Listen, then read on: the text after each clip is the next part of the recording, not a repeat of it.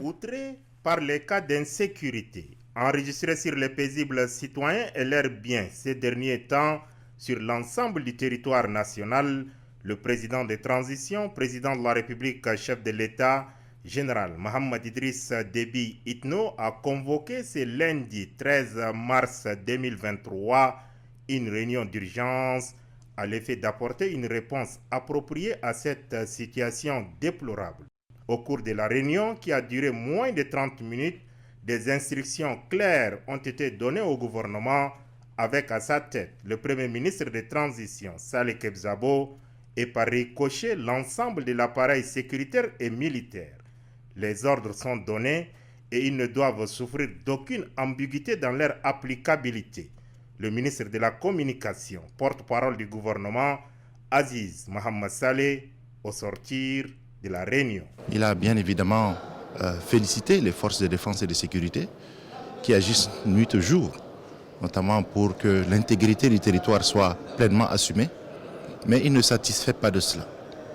Il estime que la population est en droit de pouvoir exiger plus de ces forces de défense et de sécurité du gouvernement.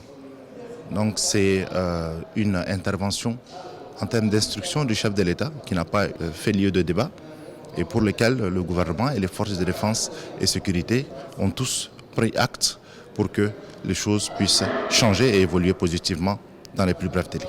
Pour le chef de l'État, chef suprême des armées, le général Mohamed Idriss Déby Itno, des moyens colossaux ont été débloqués, mais les résultats n'ont pas suivi. Lorsque les moyens sont mis, la mission doit être exécutée de façon la plus idoine.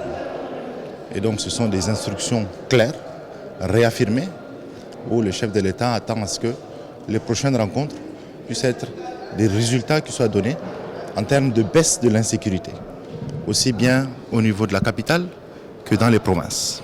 La question de la justice a été également évoquée pour être déplorée au cours de la réunion. Pour le président de transition, président de la République, chef de l'État, il est inconcevable que de présumés voleurs soient arrêtés par les services sécuritaires et ces derniers soient relâchés par la suite par la justice. Il est temps que la justice, dans le cadre de son indépendance totale, fasse son travail en disséquant le bon grain des livrets à marteler le chef de l'État.